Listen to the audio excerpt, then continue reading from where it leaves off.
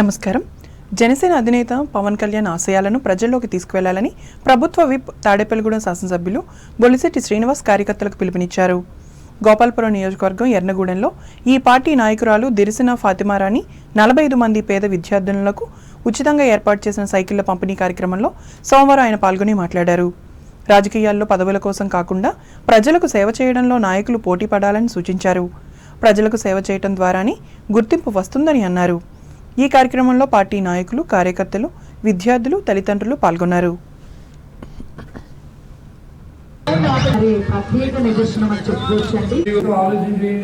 Party బలోపేతానికి అందరూ కలిసి పనిచేయండి. ఇక్కడ ఎలాంటి వర్గాలు కానీ ఎవరు వైషమ్యాలు కానీ పార్టీ కోసం 10 రూపాయలు ఖర్చు పెట్టి ప్రతి వ్యక్తిని కూడా మనం హక్కును చేసుకుంటే పార్టీ ఎదరికెళ్తుంది. అంతేగాని పార్టీ కోసం డబ్బు ఖర్చు పెడితే అది ఎదరికెళ్ళిపోతుంది అనుకుంటే అది తప్పు. మన పార్టీలో డబ్బుకి విలువ లేదు. ఎందుకంటే మీకు తెలుసు, మీ అలాంటి వాళ్ళంతా వాళ్ళ ఎమ్మెల్యేలు ఏమంటే కారణం మాకంటే డబ్బు ఉన్న వాళ్ళు తాడే ముందు చాలా మంది ఉన్నారు. కానీ జనసేన పార్టీ కదా అక్కర్లా. మంచి నాయకుడు అయితే మంచి నాయకత్వం ఉంది, వాళ్ళ డబ్బు ఉందో లేదో అవసరం లేదు. మన పార్టీ నాయకుడు అలాంటి నాయకుడు కాబట్టి అందరూ కూడా దయతో అందరూ కలిసి మంచి కార్యక్రమం చేస్తారని మళ్ళీ ఆశిస్తూ ఉన్నా.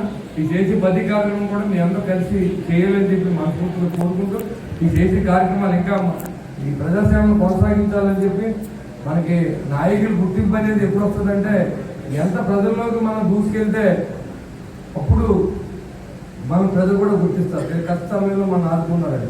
అంతేగాని మన పార్టీ జెండా ఉంది కదని చెప్పి మన ఇంట్లో పడుకుంటే మనల్ని ఎవరు గుర్తించరు. ప్రజలు కష్టాలు ఉన్నప్పుడు నిలబడిన నాయకుడు కాబట్టి ఆ నాయకత్వాన్ని పెంచుకోవాలనుకుంటే సేవే మనకి ముఖ్యం. సేవ చేసిన వాడికే ఐడెంటిటీ. నేను ఓడిపోయిన తర్వాత 2019లో 5 సంవత్సరాల పాటు అసలు ఎక్కడ ఇంట్లో లేకుండా పోరాటం చేస్తూ ప్రతిపక్ష పాత్ర పోషిస్తూ కరోనా సమయంలో నేను మాస్క్ కూడా పెట్టుకోకుండా దాదాపు 89 లక్షల రూపాయలు నా సొంత డబ్బుల్ని ప్రజలు బ్యాంకులో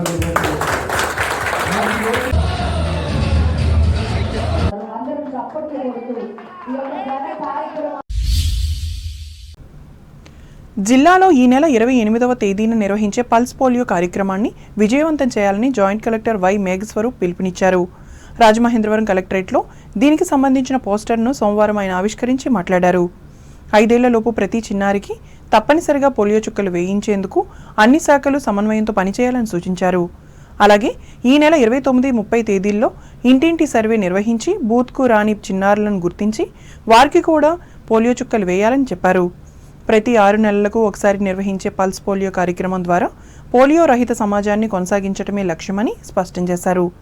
జిల్లాలో 2,60,000 మంది చిన్నారులకు గాను 126 స్థిర పోలియో కేంద్రాలు, 60 ట్రాన్సిట్ టీంలు, 67 మొబైల్ టీంలను ఏర్పాటు చేశామని వివరించారు. ఈ కార్యక్రమంలో జిల్లా ఇమ్యునైజేషన్ అధికారిని డాక్టర్ బి శ్రీదేవి, జిల్లా రెవెన్యూ అధికారి ఎస్ భాస్కర్ రెడ్డి, జిల్లా అభివృద్ధి అధికారి కె రత్నకుమారిలు పాల్గొన్నారు. ఏలూరు జిల్లా వార్తలు.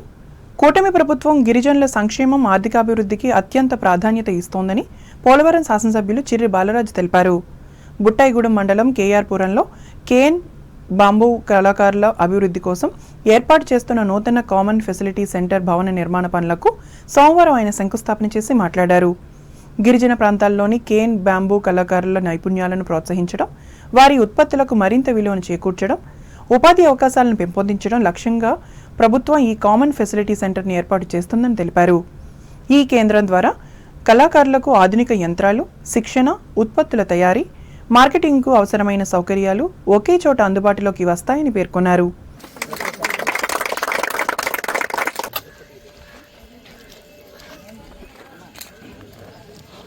ఈ బ్యాంబోకి సంబంధించి చైర్స్ కానీ లేకపోతే అనేక ఎక్విప్మెంట్స్ కానీ ప్రోత్సహించాలనేటువంటి ఉద్దేశంతో హ్యాండిక్యాప్టెడ్కి సంబంధించిన ఆయన ఐటీడీలో ట్రైనింగ్ ఇస్తున్నారు.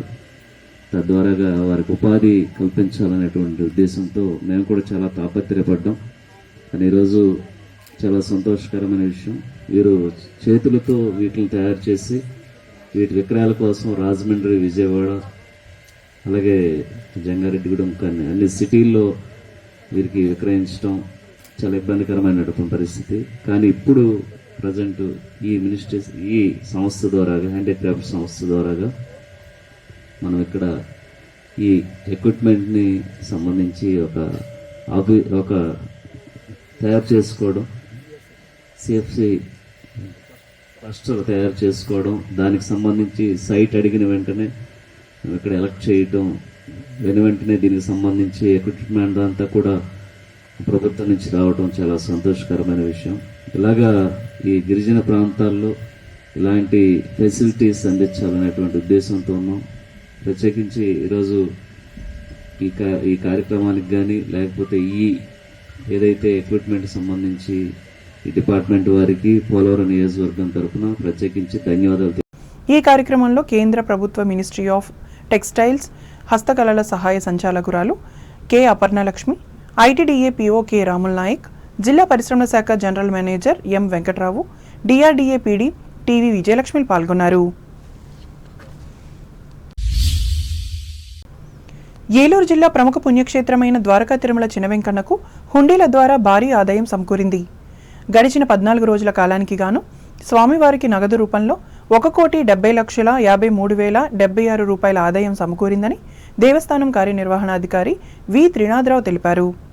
స్థానిక ప్రమోద కళ్యాణ మండప ఆవరణలో సోమవారం హుండీల లెక్కింపు కార్యక్రమం నిర్వహించారు. అత్యంత భద్రతా ఏర్పాట్ల నడుమ జరిగిన ఈ లెక్కింపులో దేవాలయ అధికారులు, సిబ్బంది పాల్గొన్నారు. అలాగే భక్తుల కానుకల రూపేణ 147 గ్రాముల బంగారం, 2 కేజీల 510 గ్రాముల వెండి లభించినట్లు ఆయన వివరించారు. అలాగే విదేశీ కరెన్సీ సైతం అధికంగా లభించింది.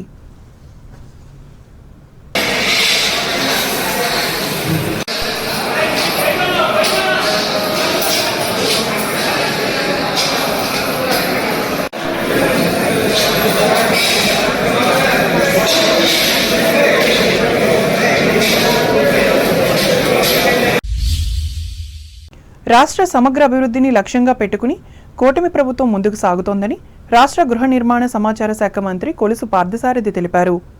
బుట్టాయిగూడెం మండలం కోట రామచంద్రపురంలోని ఐటీడీఏ కార్యాలయంలో సోమవారం అధికారులతో నిర్వహించిన సమీక్ష సమావేశంలో ఆయన పాల్గొని మాట్లాడారు.